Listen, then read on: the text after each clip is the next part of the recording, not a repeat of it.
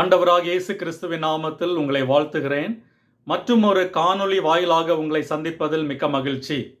இன்று 1 பேதுரு 3ஆம் அதிகாரம் 19ஆம் வசனம், இயேசு பாதாளத்தில் உள்ள ஆவிகளுக்கு பிரசங்கித்தார் என்று போதிக்கிறதா என்று பார்ப்போம். புதிய ஏற்பாட்டில் மிகவும் விவாதிக்கப்படும் ஒரு வசனம் 1 பேதுரு 3ஆம் அதிகாரம் 19ஆம் வசனம். 1 பேதுரு 3ஆம் அதிகாரம் 18 20 வசனங்களை நான் உங்களுக்கு வாசிக்கிறேன். அவர் மாம்சத்திலே கொலையுண்டு ஆவியிலே உயிர்ப்பிக்கப்பட்டார். அந்த ஆவியிலே அவர் போய் காவலில் உள்ள ஆவிகளுக்கு பிரசங்கித்தார்.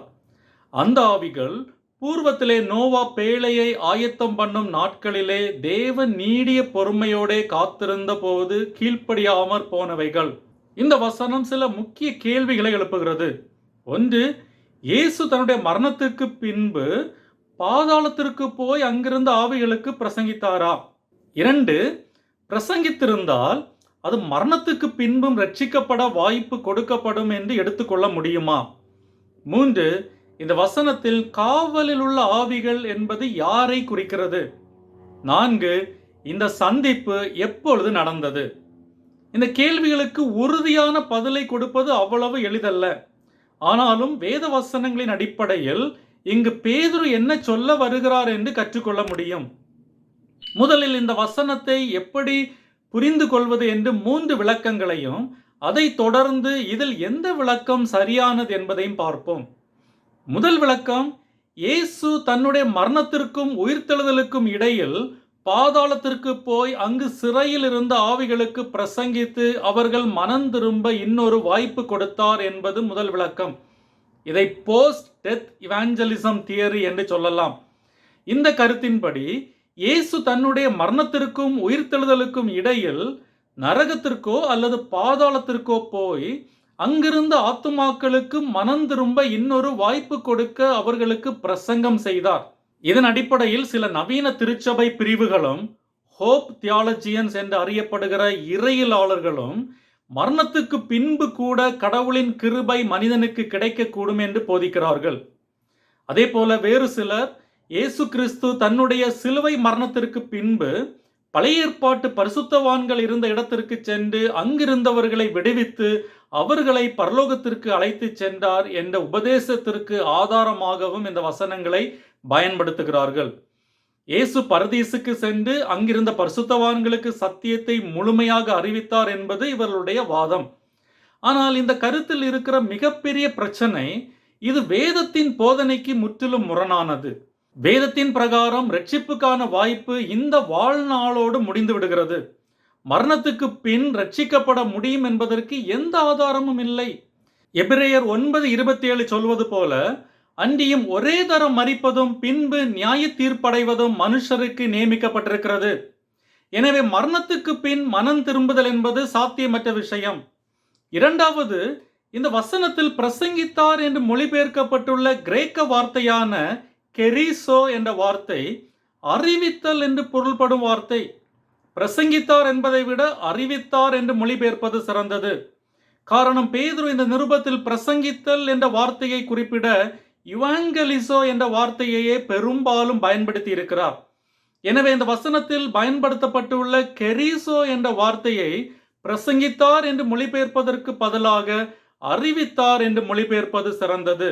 எனவே இயேசு பாதாளத்திற்கு சென்று நற்செய்தி அறிவித்தார் என்பதை விட தன்னுடைய வெற்றியை அறிவித்தார் என்று புரிந்து கொள்வது நல்லது.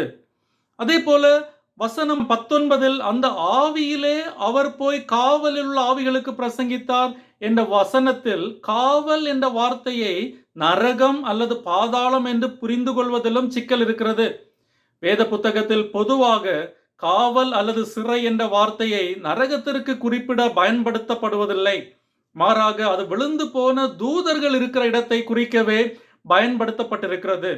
எனவே காவல் என்ற வார்த்தையை இறந்து போன மனிதர்களின் ஆவிகள் இருக்கிற இடம் என்று புரிந்து கொள்வதும் சரியானது அல்ல.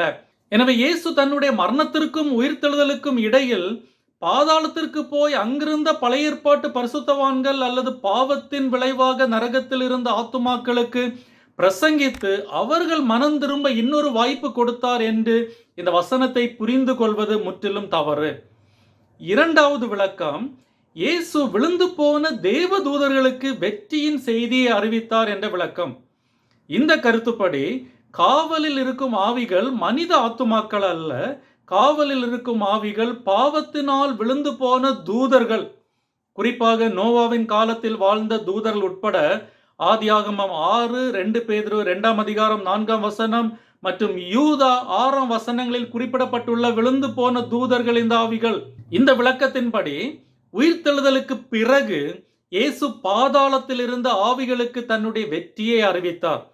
எனவே அவர் பாதாளத்திற்கு சென்றது சுவிசேஷம் அறிவிப்பதற்கு அல்ல, மாறாக மரணத்தின் மீது அவர் பெற்ற வெற்றியை அறிவிப்பதற்காக அல்லது அவர்களுக்கு தீர்ப்பளிக்க பாதாளம் சென்றார். இந்த விளக்கம் பொருத்தமானதாக தெரிகிறது.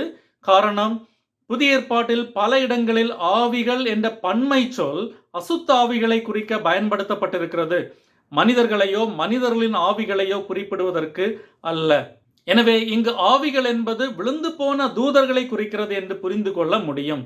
அது மட்டுமல்ல, இந்த விளக்கம் அடுத்த வசனத்தில், அதாவது 20ஆம் வசனத்தில் குறிப்பிடப்பட்டுள்ள நோவாவின் சூழலுடன் ஒத்துப்போகிறது.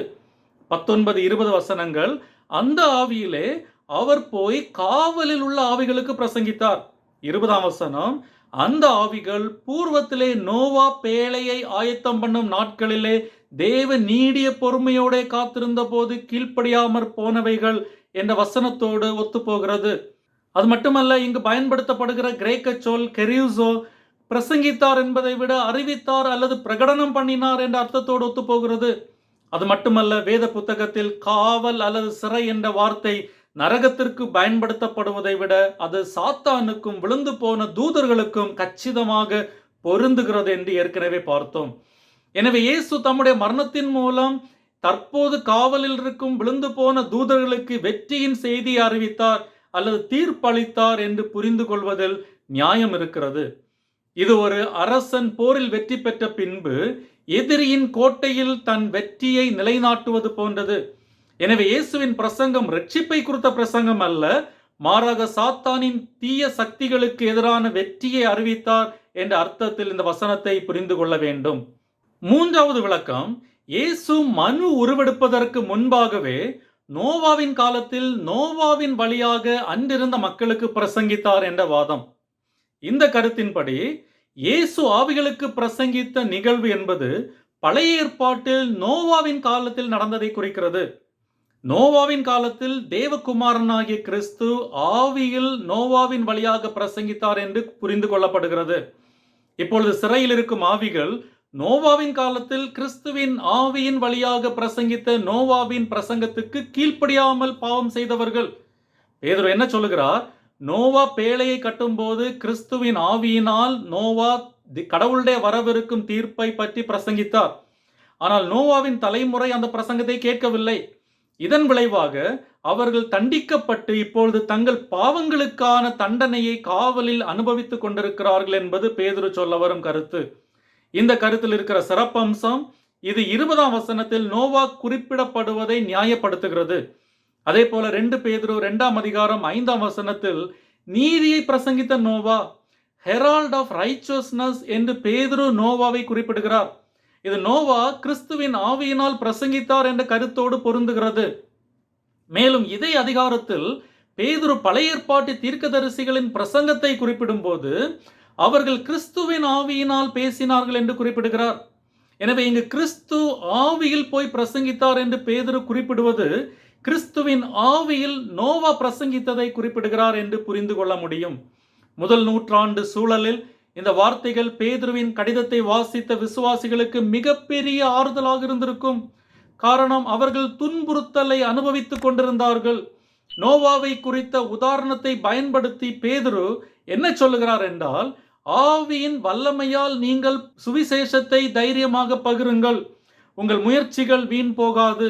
இயேசுவின் பிரசங்கத்தை கேட்டவர்கள் கூட அவரை விசுவாசிக்கவில்லை.